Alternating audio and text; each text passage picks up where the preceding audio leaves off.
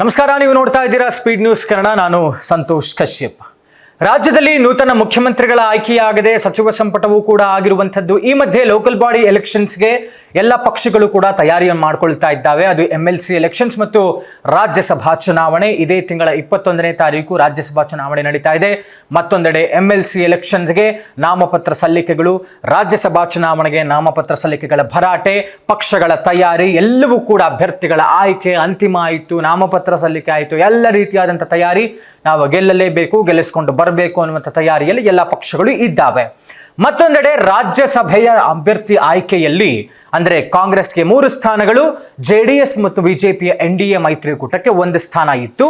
ಆ ಸ್ಥಾನಕ್ಕೆ ಈ ಬಾರಿಯೂ ಕೂಡ ಕಳೆದ ಬಾರಿಯಂತೆ JDSನಿಂದ ಹಿರಿಯ ಮುತ್ಸದ್ದಿ ಮಾಜಿ ಪ್ರಧಾನಮಂತ್ರಿಗಳು ದೇವೇಗೌಡರನ್ನೇ ಆಯ್ಕೆ ಮಾಡ್ತಾರೆ. ಅವರನ್ನು ಬಿಟ್ಟರೆ ಸಾಧ್ಯವಿಲ್ಲ. ಮೋದಿಯವರಿಗೂ ಕೂಡ ಪ್ರಧಾನಿ ಅಂದರೆ ಮಾಜಿ ಪ್ರಧಾನಿ ದೇವೇಗೌಡರು ಬಹಳ ಹತ್ತಿರದಲ್ಲಿದ್ದಾರೆ, ಬಹಳ ಪ್ರೀತಿ ಪಾತ್ರರು, ಅವರನ್ನು ಬಹಳ ಗೌರವಿಸ್ತಾರೆ. ಪ್ರತಿ ಬಾರಿಯೂ ಕೂಡ ದೇವೇಗೌಡರ ಬಗ್ಗೆ ಒಳ್ಳೊಳ್ಳೆಯ ಮಾತುಗಳನ್ನು ಮೋದಿಯವರು ಆಡಿದ್ದಾರೆ. ಹೀಗಾಗಿ ಮುಂದೆ 2028ರ ಸಾರ್ವತ್ರಿಕ ವಿಧಾನಸಭಾ ಚುನಾವಣೆಯಲ್ಲೂ ಕೂಡ ಬಿಜೆಪಿ ಮತ್ತು JDS ಒಟ್ಟಾಗಿ ಸೇರಿ ಎದುರಿಸ್ತಾ ಇದೆ. ಹೀಗಾಗಿ ಈ ಬಾರಿಯೂ ಕೂಡ ರಾಜ್ಯಸಭಾ ಸ್ಥಾನಕ್ಕೆ ದೇವೇಗೌಡರೇ ಹೋಗ್ತಾರೆ ಅನ್ನುವಂಥ, ಕರ್ನಾಟಕದಿಂದ ಆಯ್ಕೆಯಾಗ್ತಾರೆ ಅನ್ನುವಂಥ ಎಲ್ಲ ವಿಶ್ವಾಸವೂ ಇತ್ತು. ಆದರೆ ಅದಕ್ಕೆ ಅಂತಿಮವಾದಂತಹ ತೆರೆ ಬಿದ್ದಿರುವಂಥದ್ದು, ದೇವೇಗೌಡರು ಈ ಬಾರಿ ರಾಜ್ಯಸಭೆಗೆ ಕರ್ನಾಟಕದಿಂದ ಆಯ್ಕೆಯಾಗಿಲ್ಲ. ಅವರಿಗೆ ಟಿಕೆಟ್ ಅನ್ನ ಅಂದರೆ ಅಭ್ಯರ್ಥಿಯಾಗಿ ಕೈ ತಪ್ಪಿಸಲಾಗಿದೆ. ಆ ಒಂದು ಸ್ಥಾನವನ್ನ ಬಿಜೆಪಿಯ ಜಿಲ್ಲಾ ಮಟ್ಟದ ಕಟ್ಟಡ ನಿರ್ಮಾಣ ಉಸ್ತುವಾರಿಯಾಗಿದ್ದಂತಹ ರಾಜ್ಯ ಉಪಾಧ್ಯಕ್ಷ ಎಂ ನಾಗರಾಜು ಅವರಿಗೆ ಕರ್ನಾಟಕದಿಂದ ರಾಜ್ಯಸಭೆಯ ಅಭ್ಯರ್ಥಿಯಾಗಿ ಆಯ್ಕೆಯಾಗಿದ್ದಾರೆ. ದೇವೇಗೌಡರಿಗೆ ಅದು ಕೈ ತಪ್ಪಿ ಹೋಗಿರುವಂಥದ್ದು.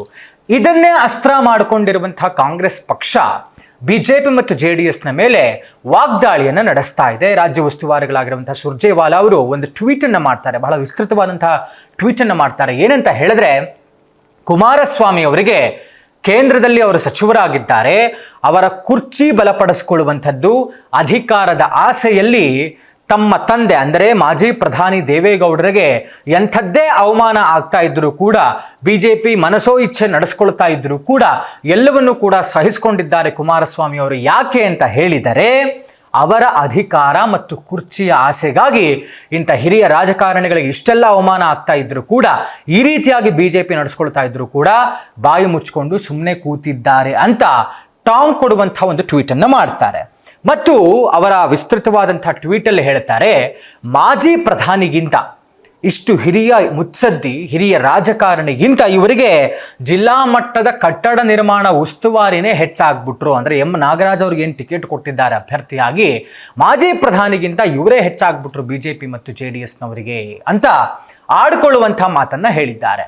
ಮತ್ತು ಮುಂದುವರೆದಂತೆ ಈ ಹಿಂದೆ ಆಗಿದ್ದಂಥ ಒಂದು ಘಟನೆಯನ್ನ ಸುರ್ಜೇವಾಲಾ ಅವರು ಜ್ಞಾಪಕಿಸಿದ್ದಾರೆ. ಏನಂತ ಹೇಳಿದ್ರೆ, ಇದೇ GS ಬೋಸರಾಜ್ ಅವರು ದೇವೇಗೌಡರನ್ನ ಸೋತಿದ್ರೂ ಕೂಡ, ಅಂದರೆ ಕಾಂಗ್ರೆಸ್ ಪಕ್ಷ ಮತ್ತು JDSನ ನಡುವೆ ಸೈದ್ಧಾಂತಿಕವಾದಂಥ ವಿರೋಧಗಳಿದ್ರೂ ಕೂಡ, ಭಿನ್ನಾಭಿಪ್ರಾಯ ಇದ್ದರೂ ಕೂಡ, ನಾವು ಅಂದರೆ ಹೈಕಮಾಂಡ್ನಲ್ಲಿರುವಂತಹ ಸೋನಿಯಾ ಗಾಂಧಿಯವರು ದೇವೇಗೌಡರಿಗೆ ಬೆಂಬಲಿಸಿ ರಾಜ್ಯಸಭೆಗೆ ಆಯ್ಕೆ ಮಾಡಿ ಕಳಿಸಿದ್ರು. ನಾವು ಈ ಕೆಲಸವನ್ನು ಮಾಡಿದ್ದೇವೆ. ಆದರೆ ಈ ಹಿಂದೆ ಈಗ ಇಷ್ಟು ದಿವಸ ರಾಜ್ಯಸಭಾ ಸದಸ್ಯರಾಗಿ ದೇವೇಗೌಡರಿದ್ರು, ಈ ಬಾರಿಯೂ ಕೂಡ ಅವರಿಗೆ ಸಿಗುತ್ತೆ ಅನ್ನುವಂಥ ನಿರೀಕ್ಷೆ ಇತ್ತು. ಆದರೆ ಅವರಿಗೆ ಕೊಡಲಿಲ್ಲ. ಮಾಜಿ ಪ್ರಧಾನಿಗಿಂತ ಯಾರೋ ಇನ್ನೊಬ್ಬ ನಾಗರಾಜ್ ಅನ್ನುವಂಥ ವ್ಯಕ್ತಿಗೆ ಬಿಜೆಪಿ ಅಂದರೆ NDA ಮೈತ್ರಿಕೂಟದ ಅಭ್ಯರ್ಥಿಯಾಗಿ ಕರ್ನಾಟಕದಿಂದ ರಾಜ್ಯಸಭೆಯ ಅಭ್ಯರ್ಥಿಯಾಗಿ ಕೊಟ್ಟಿದ್ದಾರೆ, ದೇವೇಗೌಡರಿಗೆ ತಪ್ಪಿಸಿದ್ದಾರೆ ಅಂತ ಕುಟುಕುವಂಥ ರೀತಿಯಲ್ಲಿ, ವ್ಯಂಗ್ಯ ಆಡುವಂಥ ರೀತಿಯಲ್ಲಿ ತಮ್ಮ ಟ್ವೀಟನ್ನು ಮಾಡಿದ್ದಾರೆ. ಕಾಂಗ್ರೆಸ್ ಇದನ್ನು ಅಸ್ತ್ರವಾಗಿ ಬಳಸ್ಕೊಳ್ತಾ ಇದೆ. ಮತ್ತೊಂದೆಡೆ ಯೋಚನೆ ಮಾಡೋದಾದರೆ, ಕಾರಣಗಳು ಬೇಕಾದಷ್ಟಿರಬಹುದು. ದೇವೇಗೌಡರು ವಯೋಸಹಜವಾದಂಥ ಅನಾರೋಗ್ಯದಿಂದ ಬಳಲ್ತಾ ಇದ್ದಾರೆ. ಅವರಿಗೆ ಪ್ರತಿ ಬಾರಿಯೂ ಕೂಡ ದೆಹಲಿಗೆ ಹೋಗೋದು, ಪ್ರಯಾಣವನ್ನು ಮಾಡೋದು, ಅನಾರೋಗ್ಯದ ಸಮಸ್ಯೆ ಇದೆ, ಓಡಾಟ ಬೇಡ, ಅವರು ವಿಶ್ರಾಂತಿಯಲ್ಲೇ ಇರಲಿ, ಬೇಕಾದಂಥ ಸಂದರ್ಭಗಳಲ್ಲಿ ಅವರಿಗೆ ನಾವು ಸಲಹೆಯನ್ನು ಪಡೆದುಕೊಳ್ಳೋಣ, ರಾಜಕೀಯವಾಗಿ ಮಾರ್ಗದರ್ಶನವನ್ನು ಕೊಡ್ತಾರೆ, ಈ ಥರ ದೇವೇಗೌಡರನ್ನ ಬಳಸ್ಕೊಳ್ಳೋಣ, ಅವರನ್ನು ಬಿಟ್ಟು ನಾವು ಹೋಗೋದು ಅನ್ನುವಂಥ ಮನಸ್ಥಿತಿಯಲ್ಲಿ ಮೋದಿಯವರಂತೂ ಇಲ್ಲ, ಬಿಜೆಪಿ ಅಂತೂ ಇಲ್ಲ, JDS ಅಂತೂ ಇಲ್ಲ.